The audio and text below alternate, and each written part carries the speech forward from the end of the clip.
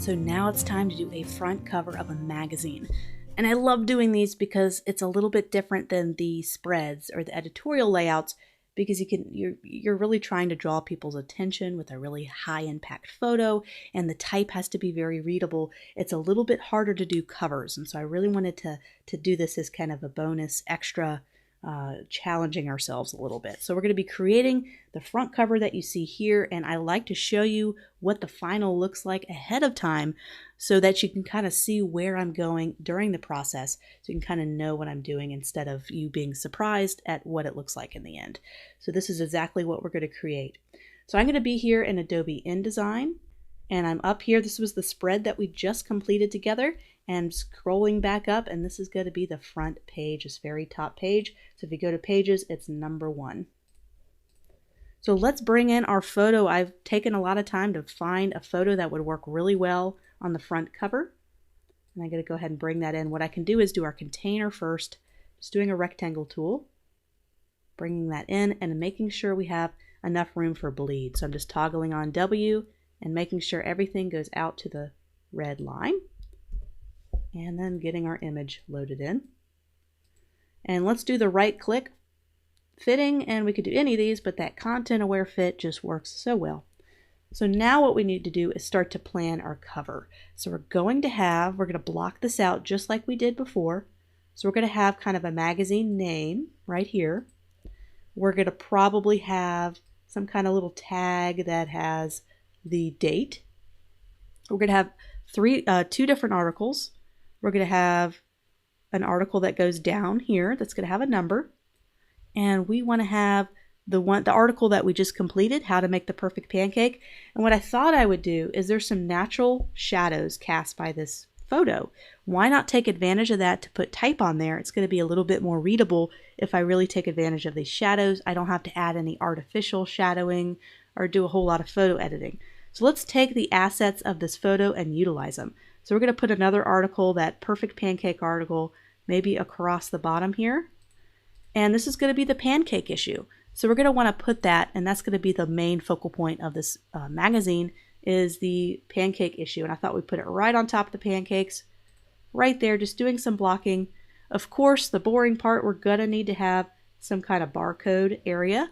So we don't want to touch this area. So we're just going to make it white and leave it alone. That'll be our barcode. So I think we have all the information we need to have on our type. It's a little bit left heavy. So that's why I'm putting the date here on the right and the barcode on the right to kind of balance the heaviness of the left.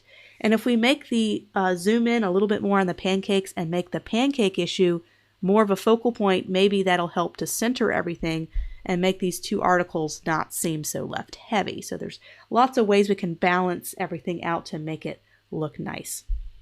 So what I want to do is maybe make these transparent.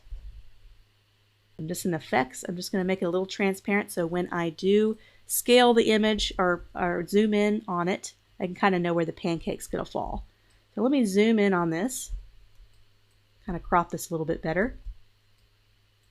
It's really bringing focus on that plate of food and making sure we have room for all of our items in our article. I think that's a much tighter cropping, which really entices me more now that the product is right in front of me. So here's the pancake issue here. Let's kind of shift this over to the right. We need a little bit more room on that left side to put our article. Make sure we have enough room. And then the pancake issue can go there. And then our other article can go right here.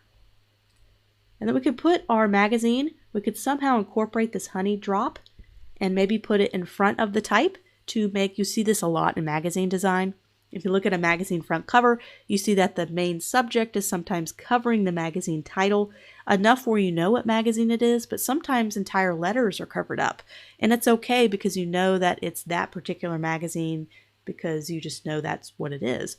So it's okay to cover up certain type with objects on a magazine front cover. Just make sure it remains readable. So now that we have an idea, we have a plan, we can go into Photoshop and be able to edit this a little bit, edit this front cover and add our magazine type. So I'm going to right click our main pancake and we're going to edit with Photoshop. There it is. We're not going to worry about cropping it. We already have that cropped in Adobe InDesign. And let's add our magazine title somewhere right here where we planned on adding it. So it's going to be called Homemade Magazine. Tighten the spacing a little bit on that. Just make that bigger. And then magazine, which is going to be smaller. Homemade is the most important part and magazine is least important. All right, so let's take homemade.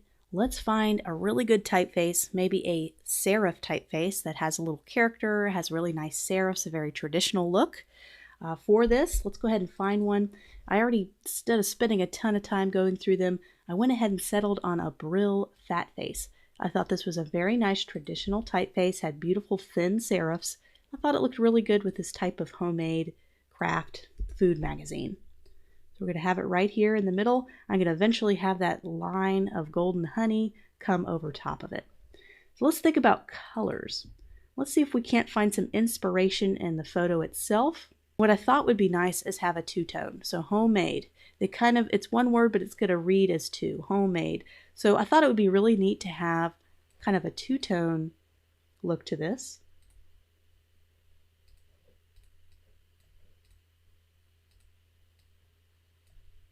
I thought it helped break down the type a little more. So I kind of settled for this. I actually brought out the raspberry color and then did a golden orange color for here. I thought that looked really good. And let's do magazine. Let's make this a lot smaller. It's not quite as important as a word. Let's have it stretch across a little bit. Let's add some spacing. Let's go to my character panel and add a little bit of spacing. Let's add quite a bit. Add a nice modern flair to this with the white spacing. And this is Railway, so you notice I'm doing some classic font pairing. I have a serif typeface paired with a sans serif typeface. It's a very classic font pairing you see. And let's, instead of making it a harsh black, I always like to soften my blacks, maybe do a dark gray. I also want to position the type where it really fully interacts with the honey. So I brought this magazine down a little bit so that A could be covered up by the honey and a little bit of the Z, but it's not going to totally cover up the letter. And I could even have the honey take a layering mask and bring out that right there. So let's go ahead and cut. We're going to isolate this pancake so we can paste it on top of the A and Z. We just need to have this cut out and paste it on top. So what I might do is cheat a little bit and do my select subject and see if it can automatically select the pancake for me. We just need the top selected. That's good enough. That covers up the A and the Z. I'm just going to copy and paste that and move that layer above the type. And then voila, it's already covered up. So what are we going to do with this type up here? What we can do is we could just take a layering mask. So I'm just adding a layering mask and I'm going to paint this on. Let's do a nice small brush, maybe about the width of the honey droplet. And let's zoom in and just kind of make it disappear. Just like that. Just make sure your flow and your opacity is at 100%.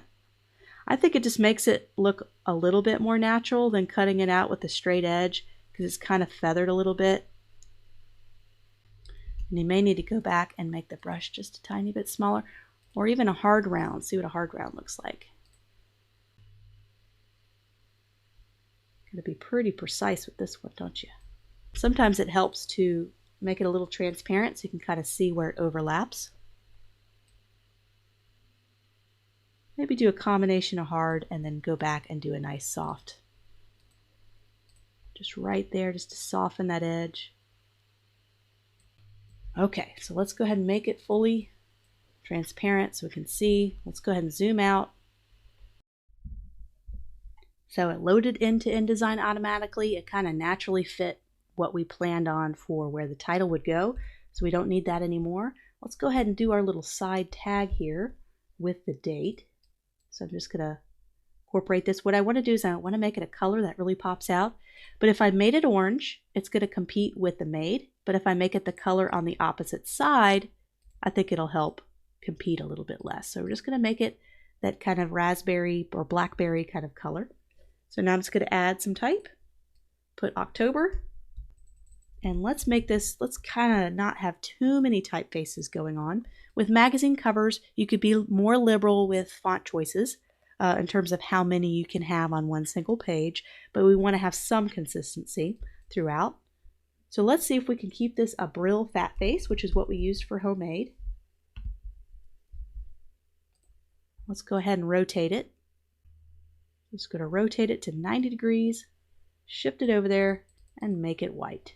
Let's make it a little bit smaller. You notice how when you look at magazines, sometimes you have to hunt for the date. It's not super big and obvious, so it doesn't have to be super large. And also, let's soften that by making it lowercase. So that softens the overall appearance of that, which is what kind of the look we're going for here. Let's also soften the edges of these corners. So these are sharp corners. Let's just soften the edges by rounding them a little bit.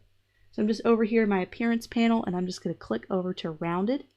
And I'm not going to have a very large round because sometimes that can start to look a little dated. We're just going to do a very small round. So instead of 0.1, I'm going to do 0.06. Just wanting a little roundness on the corner, nothing too dramatic. So let's do our articles. So the first article is going to be over here. It's going to be 13 baking mistakes and ways to solve them. So I'm going to go ahead and load that type, and then we're going to work on our typography for that article.